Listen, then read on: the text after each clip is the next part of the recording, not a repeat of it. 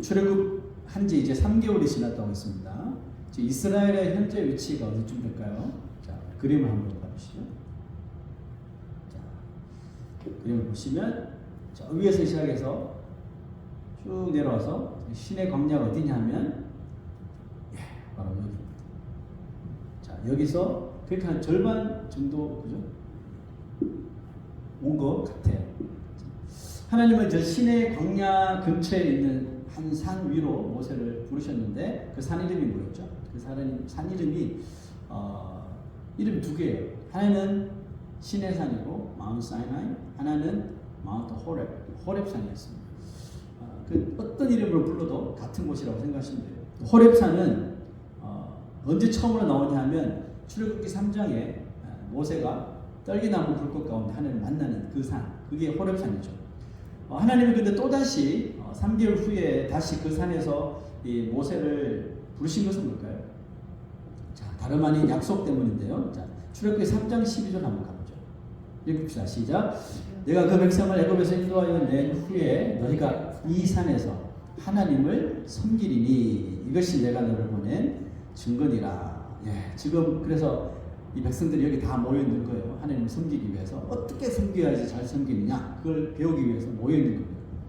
여러분 출애굽기 40장인데 정확하게 이게 두 파트로 딱 나눌 수 있어요. 자, 참 공교롭게도 보면 지금 가나안 땅에 가는 게 중간에 딱 와 있잖아요. 그러니까 출애굽기도 40장인데 절반이 20장이잖아요. 그래서 20장을 경계로 딱 나눠져요. 제가 차트를 가져왔는데 보시면 이게 출애굽기의 스트럭처입니다. 1장에서 18장까지는 애굽에서부터 시내산까지 신의 광야까지 오는 길에 일어났던 해프닝들을 다 기록한 것이라 이게 그러니까 되게 동적이죠. 계속 움직이면서 일어난 일들. 근데 이제 19장부터 마지막 40장까지는 절반은 뭐냐면 시내산 그 주위에 계속 머물러 있는 거예요. 여기서 이제 하나님을 만나고 하나님 앞에 이제 뭐 그런 내용들을 받는 것이 이제 19장부터 40장 아주 정적이죠. 움직이지 않고 그곳에서만 일어나는 일에 대한 내용이 바로 출애굽기의 구조. 정확하게 간단하게 딱 나눌 수 있습니다. 19장에서 40장까지의 내용은 뭡니까요? 다음 주 보시면 이제 십계명을 막 봤죠. 십계명과 함께 율법을 주십니다. 그리고 성막 태브네클을 어떻게 만드는지 또 왜 만들어야 되는지 또 그게 필요한 일꾼들은 누군지 여기에 대해서 자세하게 좀 지루할 정도로 성막 이야기가 진행되죠. 자, 그 중에서 오늘 본문은 뭐냐면 하나님께서 이스라엘 백성들에게 직접 오시겠다 이런 말씀하셨어요. 직접 오셔서 이제 이 일들 율법을 받아야 되고 성막을 만들어야 되고 이런 일을 하는 데 있어서 정말 너희들이 합당한 인생들이냐. 그래서 내려오셔서 이 일들을 위한 너희들이 정말 하기를 원한다면 컨트랙을 맺자.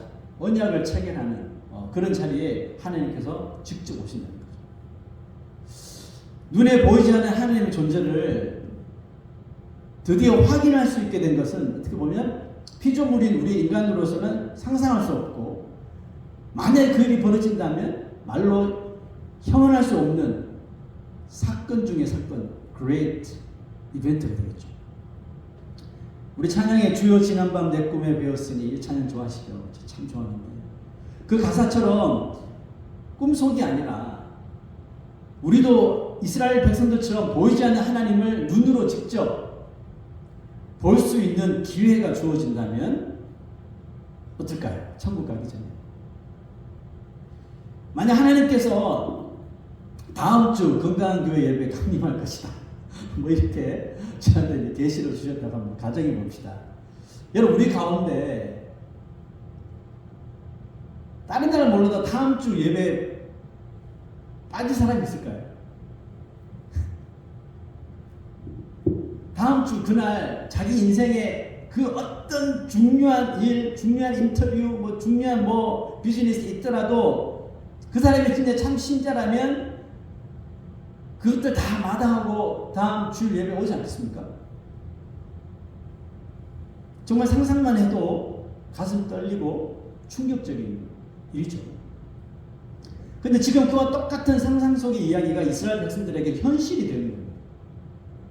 애굽에서 보았던 10가지 재앙, 홍해를 쫙 가르시고 백성들을 마른 땅으로 걷게 하시고 하늘에서 만나를 내리시며 그 선민 이스라엘을 여기까지 인도하신 그 전능하신 하나님이 모세를 통한 것이 아니라 직접 자신들에게 내려오신다는 꿈 같은 이야기가 곧 펼쳐진다는 겁니다. 여러분, 모든 일에는 preparation 있죠. 준비 기간이 있습니다. 그래서 어떤 크고 작은 일이라도 준비 없이 하는 일에는 항상 거기에는 문제가 발생하기 마련이죠. 하나님은 시내산 강림을 앞두시고 모세를 통해 백성들에게 하나님을 만날 준비를 하도록 명령하십니다. 자, 그럼 우리가 그 내용을 살펴볼 텐데, 그 내용을 살펴보면서 과연 우리는 하나님을 만나기 위해 매주 또 하루하루 어떤 준비를 하는지 말씀을 토대로 우리 마음에 다시 한번 더 새겨보는 시간이 되기를 원합니다. 자, 우리가 하나님을 만나기 앞서서, 이스라엘이 하나님을 만나기 앞서서 준비해야 될 첫 번째는 뭘까요? 첫 번째는 하나님이 하신 일들을 상기하라. Remember what God has done for you. 말씀 볼까요? 시작. 내가 애굽 사람에게 어떻게 행하였음과 내가 어떻게 독수리 날개로 너희를 업어 내게로 인도하였음을 너희가 보았느니라. 이스라엘 자손들이 자신들의 눈으로 직접 하나님을 보지 못했죠. 그러나 모세와 아론을 통해서 이스라엘 백성들을 애굽과 철저하게 구별하시고 또 그들의 손에서 보호하시는 그 하나님의 정말 Almighty hand, Almighty right arm, 그 큰 손길을 그들은 보았죠. 하나님을 믿는 신앙에는 이렇게 체험적인 신앙이 저는 있어야 한다고 보는데요. 믿음은 어디서부터 온다 그랬죠? 믿음은 들으면서 들으면 하나님의 말씀이다 그랬죠? 그렇듯이 말씀을 통해 우리의 마음을 어루만져 주시고 또 나의 길을 인도하여 주시고 계시다는 것이 믿어지는 신앙이 체험적인 신앙이에요. 뭐 갑자기 막 뻗쳐서 뭘 보고 이런 게 아니라 그런 신비적인 것을 보는 게 올바른 신앙이 아니라 말씀 그대로 믿음은 말씀부터 온다고 그랬으니까 말씀을 통해서 하나님을 알게 되고 말씀을 통해서 말씀을 묵상하는 가운데 내 마음을 어루만지시고 터치하시고 내 길을 가야 할 길을 알려주시고 가지 말아야 할 길을 알려주시고 이런 것들을 다 깨닫는 것, 그걸 경험하는 것, 여러분 그게 체험신앙입니다. 그래서 그리스도인들은 뭘 해야 될까요? 끊임없이 예배 드려야 되고 말씀을 읽어야 되고 말씀을 읊조리며 묵상해야 되고 기도해야 되는 거죠. 이런 삼박자를 통해서 우리 하나님을 계속해서 정말 스테디하게 체험할 수 있는 것입니다. 그 길을 하나님께서 우리에게 열어주신 거죠. 이와 같은 영적인 삶을 통해 우리 하나님의 다윗처럼 하나님의 숨결을 느끼고 나의 몸과 마음의 이런 병과 이런 약함을 어루만지심을 깨닫게 되는 줄로 믿습니다. 그러므로 하나님을 체험하지 못하는 신앙은 뭘까요? 하나님을 체험하지 못하는 신앙은 당연히 하나님과 점점 멀어지겠죠. 하나님과 멀어짐으로 인해서 약해질 수밖에 없고 병들 수밖에 없고 영적으로 삶이 메말라질 수밖에 없는 겁니다. 이거는 정말 뻔할 뻔짜예요. 오늘 말씀 보니까 독수리 날개로 너희를 업어 I carried you on eagle's wings라는 표현을 하셨죠. 참 이 표현이 마음에 와닿지 않습니까? 여러분 독수리는 다른 새들과 달리 새끼를 등에 태워서 등에 업어서 carry on 하는 특징이 있는 새라고 합니다. 그러니까 독수리가 유독 그런 방식을 채택하는 이유가 뭘까요? 저는 두 가지를 생각했는데 첫째는 안전, 둘째는 자신감. 두 가지 때문에 독수리가 그 방법을 채택했다. 물론 이게 인스팅트, 본능적으로 하나님께 받은 거기 때문에 하는 거지만 제가 인간적으로 풀이하면 이 두 가지 이유 때문일 것 같아요. 왜냐하면 이 독수리는 새끼를 둥지에서 이제 떠나야 될 때면 다 쫓아낸다고 그랬잖아요. 쫓아내고 위에서 보는 게 아니에요. 쫓아내고 빨리 내려와서 새끼 밑에 가 있단 말이에요. 그죠? 새끼가 이렇게 나는 연습을 할 때, 비행 연습을 할 때 어미는 그 밑에 있는 거예요. 내가 새끼라면 새끼가 떨어지잖아요. 그러면 어미는 그 밑에서 이렇게 비행을 한단 말이에요. 비행하면서 언제라도 새끼를 안전하게 받아서 지키려고 대기를 하는 거예요. 안전하게. 어미가 그렇게 하는 것은 뭘까요? 절대로 내 새끼를 땅바닥에 떨어뜨리지 않을 자신감이 있게 돼요. 그래서 큰 날개를 펴서 새끼 밑에서 주위를 도는 거죠. 내가 너 안 죽일 자신 있으니까 염려하지 말고 뛰어내려라. 이거죠. 그 방식을 그래서 어미 독수리가 그 방식을 채택한 거라고 저는 생각합니다. 하나님께서 그의 백성들, 그의 사랑하는 자녀들을 이 독수리처럼 업어 인도하심을 믿습니까? 그러므로 하나님의 날개 위보다, 하나님의 날개 아래 거하는 것보다 더 안전한 곳은 이 세상에 있을까요? 당연히 없죠. 이 세상에 없으면 하나님으로부터 그의 자녀들을 빼앗아 갈 수 있는 존재는, 공격해 올지 모르겠지만 빼앗아 갈 존재는 세상에 절대로 존재하지 않는다는 사실입니다. 여러분, 하나님이 왜 그렇게 하시는지 말씀하시는데 다음 구절을 보시죠. 시작. 세계가 다 내게 속하였나니 너희가 내 말을 잘 듣고 내 언약을 지키면 너희는 모든 민족 중에서 내 소유가 되겠고 너희가 내게 대하여 제사장 나라가 되며 거룩한 백성이 되리라. 아멘. 하나님께서 모든 민족 중에서 내 소유가 되겠다, 이렇게 단어를 사용하셨는데, 우리가 소유다, 내 거다, 포지션이다 이러면 뭐 그런가 보다 했는데, 영어 성경을 보세요. You will be my treasured possession이라는 말씀. 한국말로 직역하면 뭐예요?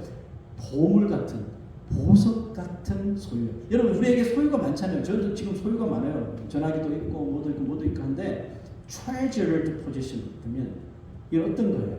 보통 포지션이 아니잖아요. 절대로 양보할 수 없고 빼앗길 수 없는 가장 귀한 거죠. 하나님께서 하나님 이스라엘 백성들을 그렇게 표현한 거예요. 내 보물 중에 보물과 같은 소유가 되겠다는 거죠. 하나님께서 이스라엘을 당신의 소유로, 이렇게 보물 같은 소유로 삼으시려는 목적이 뭐라고 합니까? 그 밑에 보십시오.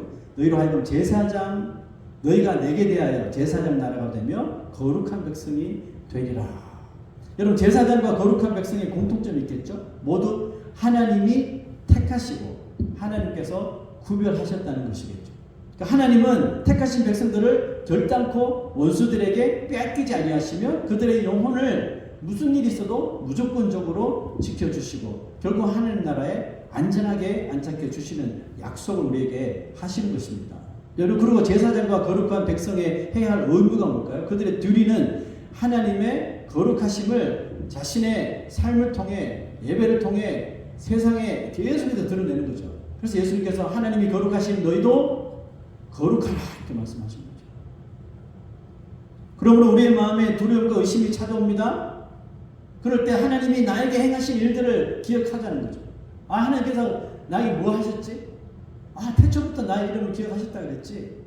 그 크신 날개로 난 나 혼자 힘들어서 괴로워한 줄 알았는데, 하나님이 그때도 나를 등에 업고 지금까지 오셨구나. 지금까지 지내온 것 주의 은혜였네. 상기하면 상기할수록, 기억해보면 기억할수록 뭘까요? 나 혼자가 아니라 하나님이 나를 보호해 주셨다는 것을 깨닫게 되겠죠. 여러분, 아까 찬양했듯이 두려움이 변하여 기도가 되고 한숨이 변하여 찬양이 된다고 했잖아요. 그렇죠? 두려움이 변하여 찬송이 되고 의심이 변하여 감사가 될 줄 믿습니다. 언제요? 하나님께서 나에게 행하신 일들, 우리 가정에, 우리 교회에, 우리 나라에 행하신 일들, 이 땅에, 이 지구상에 행하신 하나님의 일들을 창세기 1장만 탁 펼쳐봐도 여러분 감동이 확 오지 않나요? 그렇지, 이런 하나님이지. 세상의 일들로 복잡하고 힘들어질 때가 있습니다. 피하거나 숨으려고 하지 마십시오. 왜 피하고 왜 숨습니까? 오히려 더욱 하나님을 경외하며 하나님을 예배하십시오. 길을 만드시는 그 주님을 우리 또한 경험하게 될 줄로 믿습니다. 우리 두 번째 이스라엘 백성들이 준비해야 될 것은 성결하라, consecrate yourself. 자, 10절 한번 볼까요? 시작. 여호와께서 모세에게 이르시되 너는 백성에게로 가서 오늘과 내일 그들을 성결하게 하며 그들에게 옷을 빨게 하고. 자, 하나님의 강림을 준비하기 위해서 하나님은 백성들이 오늘과 내일 이틀 동안 2데이의 시간을 주셨어요. 몸을 씻고 옷까지 빨도록 명령하셨어요. 자, 근데 여러분, 옷을 빠는데 이틀이나 걸릴까요? 이것을 위해 이틀의 시간을 주신 것은 정말 목욕하고 옷만 빨도록 하신 것이 아니라는 것을 대충 감을 잡겠죠. 뭘 하라는 걸까요? 씻고 옷을 빠는 것과 함께 너희들의 내적인 성결도 같이 준비하도록 하신 거예요. 우리 오늘처럼 주일 예배 나오는데요. 주일 예배 나오기 위해 우리가 무엇을 준비해야 할까요? 뭐 준비할 게 많죠. 또 자녀들이 있으신 분들은 또 자녀들 준비해야 되고. 여러분 오늘 무슨 준비를 하고 주님 앞에 나오셨습니까? 목욕 제기하시고 또 옷 중에 가장 어떤 걸 입으면 가장 하나님께 이뻐하실까 뭐 이런 생각을 하면서 단정한 옷을 입고 오셨죠.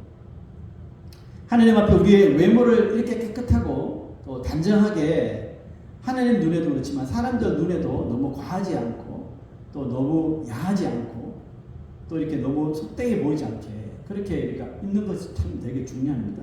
뭐 그런 것도 되게 좋죠. 좋지만 우리가 하나님을 만나는 데 있어서 더 신경을 써야 하는 것은 아시죠? 우리의 마음과 생각, 즉 영적인 준비라는 거죠. 자, 하나님께서 보니까 오늘과 내일 그들을 성결하게 하라는 시간을 주셨어요. 오늘과 내일. 여러분 우리가 한 번의 예배를 위해 우리의 몸과 마음을 성결하게 준비하기 위해서는 오늘과 내일이라는 시간을 가져야 합니다. 그런 의미에서 세상 사람들이 그 교회를 다니지 않고 하나님을 모르는 사람들이 가장 재밌게 놀고 마음대로 쾌락을 즐길 수 있는 날이 언제인가요? 세상 사람들 불금이라고 그러잖아요. 불타는 금요일. 무조건 밤새도록 노는 거죠. 술 마시고. 금요일 오후부터 시작해서 토요일, 어떤 주일까지, 일요일까지 계속 연달아 달리는 사람이 있습니다. 대개 금요일, 토요일이잖아요. 근데 여러분 금요일과 토요일이 믿는 자들에게는 얼마나 중요한 또 귀중한 시간인지 모릅니다. 어떻게 보면 우리의 예배의 성공 실패는 그 전날에 달려있다고 해도 과언이 아닌 거예요. 주일에 하나님을 만나러 가는 예배를 앞두고 세상 사람들처럼 놀 거 다 놀고 할 거 다 하고 정말 피곤에 찌든 몰골로 하나님 앞에 나오는 모습을 상상해 보십시오. 물론 안 나오는 것보다는 나을 수 있어요. 만약 여러분들이 하나님 입장 바꿔서 하나님이라면 모든 것을 다 알고 계시는 하나님이라면 그런 모습에 여러분 어떤 생각을 가지실 것 같아요?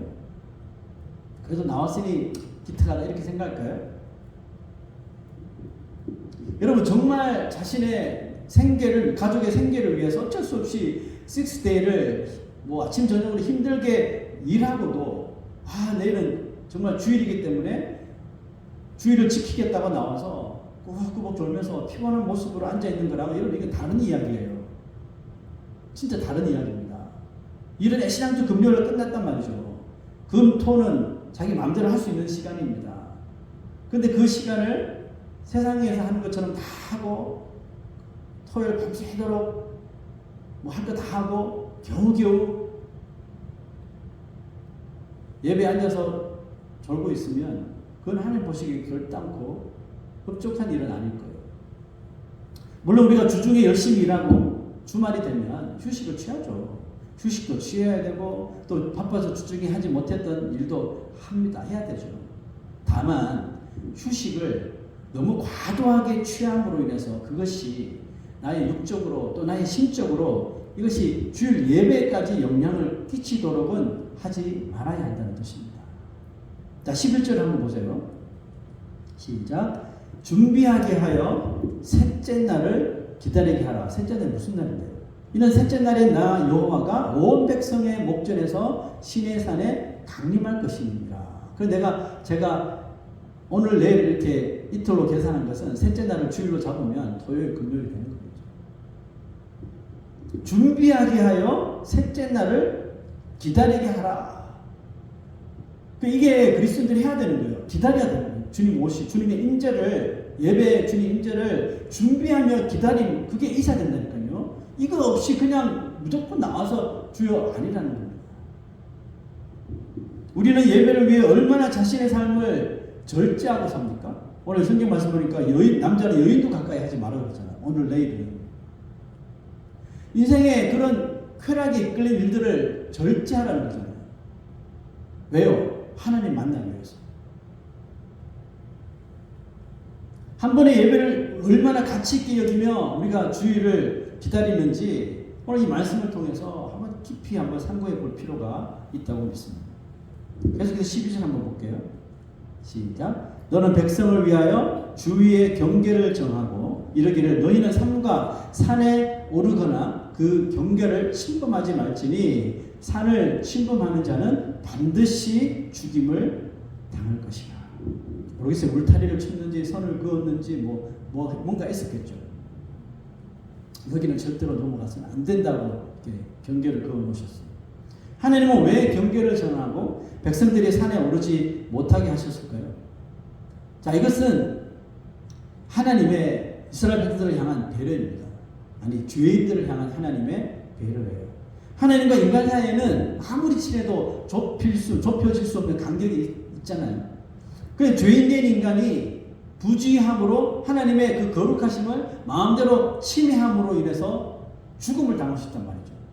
그 죽음을 미연에 방지하게 하시기 위함인 거죠. 그래서 하나님은 또다시 모세를 통해 백성에게 경고하라고 하신 말씀이 있어요. 21절 시작. 여호와께서 모세에게 이르시되 내려가서 백성을 경고하라. 백성이 밀고 들어와 나 여호와에게로 와서 보려고 하다가 많이 죽을까 하라. 백성이 밀고 산으로 올라간다는 의미는 뭘까요? 눈으로 하나님을 볼 수 있는 기회가 생겼잖아요. 지금 같으면 유튜버들 막 나타나겠죠. 그죠? 유튜버들 막 카메라 들이대고 하나님 찍겠다고. 그거잖아요. 가까이서 하나님을 보겠다는 그 호기심을 분명히 이 인생들이 가질 것이라는 것을 알기 때문에 또다시 내려가서 다시 한 번 더 경고해. 아니면 걔도 죽을 수 있어. 라고 하나님께서 배려하고 계시는 거죠. 그러니까 같은 맥락 아니에요? 너희들 주일 나 만나러 오지. 그러면 너희들 거룩하게 성결하게 준비해서 와. 아니면 너희들 잘못될 수도 있어. 이거잖아요. 우리가 성찬식을 할 때 항상 말씀을 그런 이야기 하잖아요. 죄인된 마음으로 회개하지 않은 마음으로 성찬을 함께 하면 오히려 이것이 우리가 저주가 될 수 있다고 말하잖아요. 그러니까 하나님께서 먼저 배려해 주시는 거예요.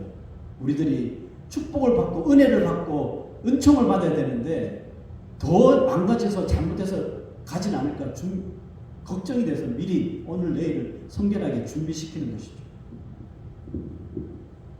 여러분 성경을 읽다 보면 이런 호기심 때문에 죽음을 당한 사람들이 꽤 있습니다. 그렇죠? 그 보지 말라고 했던 언약궤 열어보다가 막 죽고 말이죠. 모두 다 하지 말라는 것을 하다가 그런 참변을 당했다는 거죠. 여러분 금요일도 제가 멘션을 했지만 신앙생활을 올바른 방법 한 가지라 그랬죠. 하나님이 이것이 선이야라고 하면 그 선을 알고 이것이 악이야 이것이 죄악이라고 규정하시면 그것을 악이라고 죄악이라고 규정하시면 됩니다. 여러분 이게 좋은 신앙의 방법인 거죠. 그런데 아담과 하와처럼 호기심이 발동하면 슬며시 진짜 그 말이 맞을까? 이런 생각을 하게 되거든요. 그래서 테스트해 보다가 실제로 하나님의 진노로 징계를 받게 되는 것입니다. 자, 이렇게 하나님을 만날 두 가지 준비에 대해서 살펴보았습니다. 이제 드디어 준비를 마친 이스라엘 백성들이 기다리는 사이에 그 경계를 넘지 않고 정말 하나님의 강림을 기다리는 사이에 하나님이 약속하신 대로 정말 최초로 이 땅에 하나님께서 임하시는 역사적인 사건이 일어납니다. 16절 보시죠. 시작. 셋째 날 아침에 우레와 번개와 빽빽한 구름이 산 위에 있고 나팔 소리가 매우 크게 들리니 진중에 있는 모든 백성이 다 떨더라. 그림을 한번 제가 찾아봤는데 가장 비쌀 것 같은 그림을 찾아봤어요. 200만 명 정도 됐으니까 어마어마한 숫자겠죠. 한마디 그림으로 그 당시의 상황을 재현할 수는 없어요. 여러분 상상의 나래를 또 펴보세요. 때마침 어제 오후에 에디슨의 날씨가 이 말씀과 좀 비슷하더라고요. 그 Severe Thunderstorm Warning이 일단 떴어요. 그 아침에는 괜찮은데 오후쯤 되니까 제가 봤어요. 세진이 픽업 갔다 오는데 하늘이 좀 어둑해지고 저쪽에서부터 정말 띡한 클라우드 구름이 막 이렇게 서서히 에디슨 지역을 덮는 것을 봤어요. 그러더니 진짜 그 Severe Thunderstorm이 시작되는데 저는 그렇게 오래 길게 하는 것도 처음 봤어요. 그죠? 집사님 지역도 그랬나요? 우르릉쾅쾅 우르릉쾅쾅 이게 계속 진행돼요. 하필 제가 이 메시지를 이렇게 묵상하고 있는데 우르릉쾅쾅 창문이 흔들흔들하고요. 집이 막 요동을 치면서 그 정도로 그렇더라고요. 그래서 와 솔직히 좀 두려움이 저도 생기더라고요. 이제 별로 진짜 느껴보지 못한 이런 그런 감정이었어요. 계속 희한하게 이 우레가 예전하고 다르게 그렇게 계속 막 꼬리에 꼬리를 물면서 콱콱 하는데, 와, 이쯤에서 나팔 소리만 크게 울리면 주님 오시는 거 아니야? 뭐 그런 상상을 하게 될 정도로 그때 상황이 그랬었어요. 여러분, 우리의 예배 가운데 임재하시는 하나님을 믿습니까? 하나님을 만나기 위해서 준비된 성도가 맞다면, 여러분, 우리가 이 하나님 앞에 나오는 이 자리가 두렵고 떨리는 마음이 되어야 한다는 거죠. 물론 이 두려움과 떨림은 이스라엘 백성들처럼 우레와 떤들, 그것이 무서워서 나타내는 그런 반응이 아니라 하나님의 거룩하신 그 위엄 앞에 서게 되는 그 경외감으로부터 나오는 두려움인 거죠. 시편 기자가 이렇게 고백합니다. 시작. 하나님이여 위엄을 성소에서 나타내시나이다. 이스라엘의 하나님은 그의 백성에게 힘과 능력을 주시나니 하나님을 찬송할지니다. You, God, are awesome in your sanctuary. God is awesome in our church. 우리의 예배에 임재하시는 하나님은 오늘 이 말씀처럼 연약한 자에게 힘을 주시고 삶의 사람에게 지쳐있는 자에게 능력을 부어주시며 전능하신 하나님의 그 awesome 위엄을 우리에게 보여주실 줄로 믿습니다. 하나님은 시험에 빠진 자를 회복시켜 주시고 두려움과 염려를 극복하게 하시는 우리를 너무나도 사랑하시는 우리의 아버지이심을 또한 믿습니다. 하나님께서 약속을 지키시기 위해서 모세를 또다시 그 산 위로 부르신 것처럼 우리를 오늘 이 예배 자리에 부르신 것도 약속을 주시기 위함이고 또 그 약속을 이루어 주시기 위함인 줄로 믿습니다. 하나님을 만나기 위해서 오늘 내일을 세상의 마음을 빼앗기지 않고 우리의 몸도 우리의 마음도 준비해 보십시오. 준비된 자가 하나님의 임재를 체험하고 준비된 마음이 하나님의 손길을 느끼며 준비된 자에게 약속을 이루어 주시는 크신 은혜가 임하시기를 주의 이름으로 축원합니다. 아멘. 우리 제자리에 일어나셔서 우리 주의 임재를 우리 함께 찬양하겠습니다.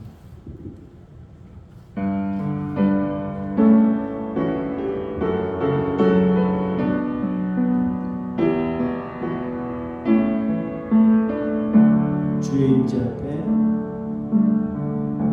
주의 임재 앞에 잠잠해 주 여기 계시네 와서 모두 굽혀 경배해 신령과 진리로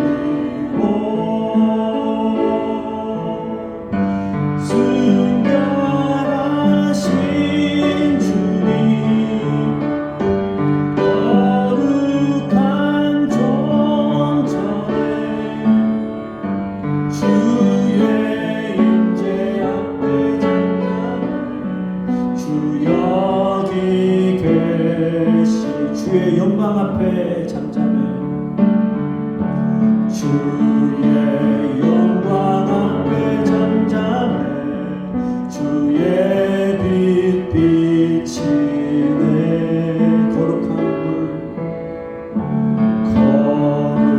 거룩한 불 태우시며 영광의 관 쓰네 주 영광 찬란해